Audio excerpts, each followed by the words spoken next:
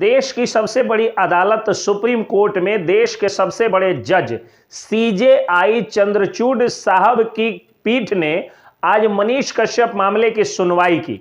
मनीष कश्यप मामले में जब सुनवाई हुई तो 3 झटके की खबर बाहर आई और उस खबर को सुन करके मनीष कश्यप विरोधी जो हैं वह ऐसे जश्न मना रहे हैं जैसे मानो मनीष कश्यप को झटका नहीं लगा हो बल्कि वो पूरी तरह से केस हार गए हो। तो मैं उनको बता दूं कि मनीष कश्यप केस नहीं हारे हैं और अगर 2 झटके मनीष कश्यप को लगे हैं तो एक आशा की किरण भी मनीष कश्यप के लिए सामने खुल करके आ गई है।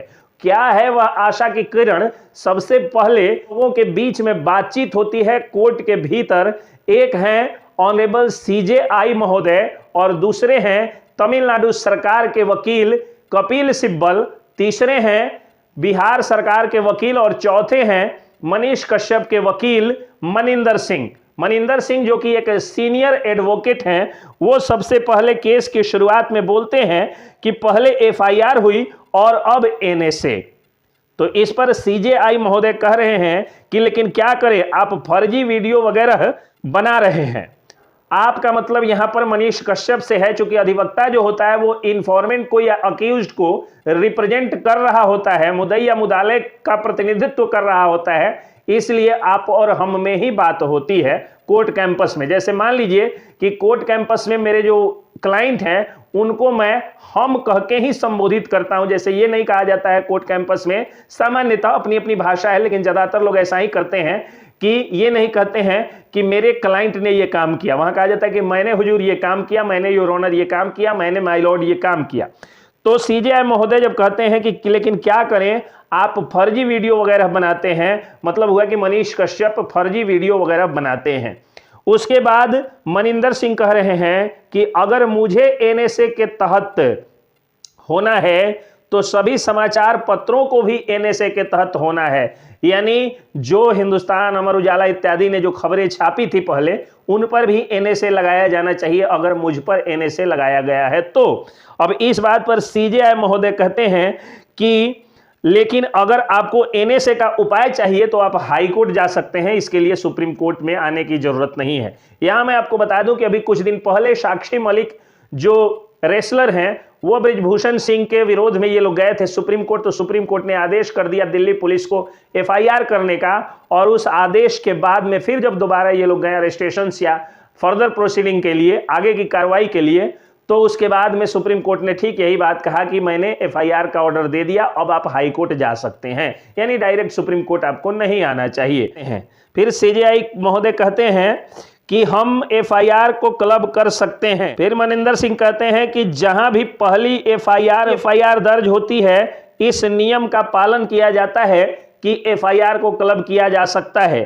अब इस बात पर सीजेआई महोदय ने कहा कि मुझे कॉमन एफआईआर के बारे में बताइए। तब तमिलनाडु सरकार के वकील कपिल सिब्बल कहते हैं कि मिलॉर्ड, तमिलनाडु के काउंटर में अनुलग्नक देखें, यानी एनेक्सर एक है उसको देखिए, उसी में आपको पता चल जाएगा कि मूल एफआईआर क्या है। मनिंदर सिंह कह रहे हैं कि अगर इस लड़के को इस अपराध के लिए सलाखों के पीछे होना चाहिए तो सभी पत्रकारों को सलाखों के पीछे होना चाहिए और सबको जेल जाना चाहिए। इस पर कपिल सिब्बल कह रहे हैं कि वह पत्रकार नहीं है, उसने चुनाव लड़ा है। कपिल सिब्बल महोदय इतने सीनियर वकील हैं कि उनके सामने मेरी औकात जो है एक छोटे से बाल से भी छोटी है, वो इतने बड़े वकील हैं। लेकिन इतने बड़े देश के वकील से बड़ी विनम्रता पूर्वक एक जूनियर होने के नाते मैं सवाल करता हूं कि क्या जो व्यक्ति चुनाव लड़ लिया है वह पत्रकार नहीं हो सकता है? ये संविधान के किस आर्टिकल में या कानून के किस किताब में लिखी गई है? ये बात मुझे कपिल सिब्बल महोदय बता देते तो बड़ी कृपा होती। खैर, वो कहते हैं कि वो पत्रकार नहीं है, उसने चुनाव लड़ा है।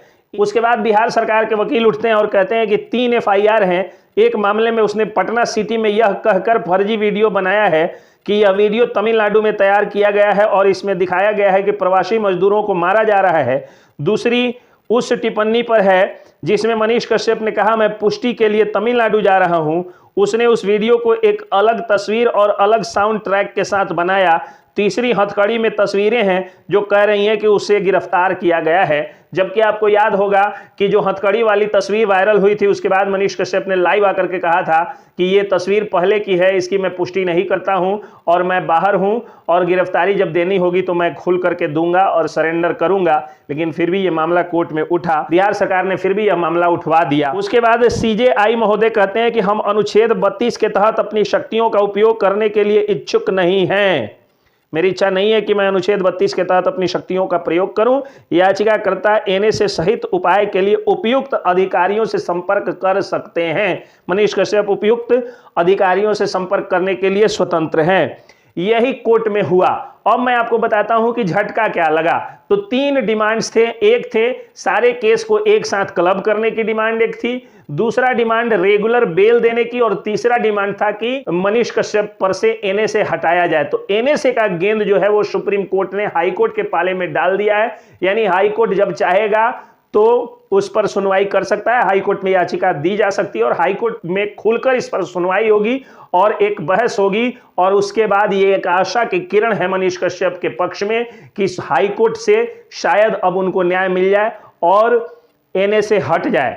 दूसरा, रेगुलर बेल सुप्रीम कोर्ट ने उनका खारिज किया है। और तीसरा ये झटका है कि सारे केस को एक साथ क्लब नहीं किया गया। तो सारे केस को एक साथ क्लब करने से बस मनीष कश्यप के परिवार वालों को इतनी सी सुविधा मिलती कि जो ट्रांसपोर्ट का खर्चा है वो बचता। ऐसा नहीं है, अगर एक जगह बेल मिल जाता है तो उसी ग्राउंड पर देश के किसी भी कोने में अगर उन पर केस होगा तो उसी ग्राउंड पर बेल मिलने की संभावना होती है। इसलिए मनीष कश्यप को ये जो छोटा सा झटका लगा है, ये एक छोटा सा समझिए कि झटका है, इससे दिल छोटा करने की जरूरत नहीं है। और ऐसा नहीं है कि मनीष कश्यप इससे केस हार गए, बल्कि मनीष कश्यप के लिए एक आशा की किरण भी आ गई है कि अब मनीष कश्यप चाहें तो हाई कोर्ट में जा करके और एनएसए हटवा सकते हैं। एनएसए पर पूरी सुनवाई की जाएगी और बेल जो एक जगह एक सुनवाई में लगातार चलता वो अलग अलग दिनों पर अलग अलग जगहों पर पड़ेगा। इसमें थोड़ा सा वक्त ये लगेगा कि मनीष कश्यप जितने दिनों में जेल से बाहर आ सकते थे उसमें एक महीना लगभग जो है वो जोड़ लीजिए। अब कुछ लोग सवाल पूछ रहे हैं कि हम क्या कर सकते हैं। जैसे अभी थोड़ी देर पहले व्हाट्सएप पर एक महोदय ने मैसेज किया कि इसमें हम क्या कर सकते हैं। तो देखिए, इसमें आप और हम कुछ नहीं कर सकते। जब मामला कोर्ट में है तो बस कोर्ट कुछ भी कर सकता है।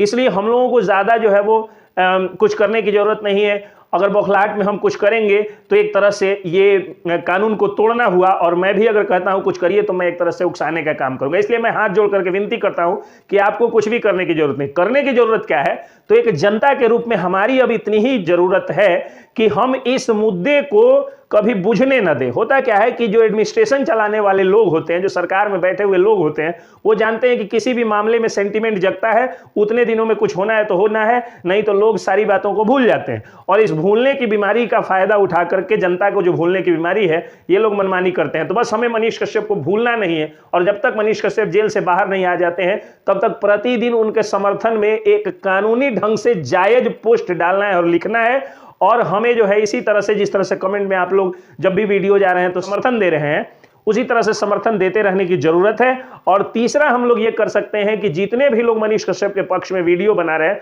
उन सबके वीडियो को जम के आप लोग शेयर कर दीजिए, ताकि हर घर से एक मनीष कश्यप निकल जाए। और मनीष कश्यप के जितने समर्थक हो, जब तक मनीष कश्यप जेल में है तब तक वो मनीष कश्यप की शक्ति लेकर के और समाज के बीच में हो। और आज के बाद मैं भी समाज के अलग अलग दुर्गुणों पर वीडियो बना करके और कानूनी ढंग से रखने की कोशिश करूंगा, ताकि मनीष कश्यप जितने दिन जेल में है मनीष कश्यप की कमी हम सब नहीं खलने दे। हम लोग इतना ही कर सकते हैं कि ज्यादा से ज्यादा शेयर कर सकते हैं, कमेंट कर सकते हैं, उनके पक्ष में पोस्ट लिख सकते हैं, वो भी शालीन, सभ्य और कानूनी भाषा में। अगर कानून तोड़ करके हम लोग समर्थन करेंगे तो न सिर्फ मनीष कश्यप के लिए बल्कि हम अपने लिए भी कुछ न कुछ गलत करेंगे, और इसका परिणाम इतना बुरा हो जाएगा कि मनीष कश्यप के लिए भी समस्याएं क्रिएट हो जाएंगी। इसलिए कानून में विश्वास रखिए। बस मनीष कश्यप को थोड़ी सी परेशानी बढ़ गई है, मुश्किल से 15-20 दिन जेल में उनका ज्यादा समय लग सकता है अलग अलग जगहों पर बेल लेने में। लेकिन ऐसा नहीं है कि मनीष कश्यप केस हार जाएंगे, ऐसा भी नहीं है कि मनीष कश्यप से एनएसए नहीं हटेगा। एनएसए हटेगा और जेल से मनीष कश्यप बाहर आएंगे, दहाड़ेंगे, गरजेंगे, भ्रष्टाचारियों पर बरसेंगे। जय हिंद, जय बिहार।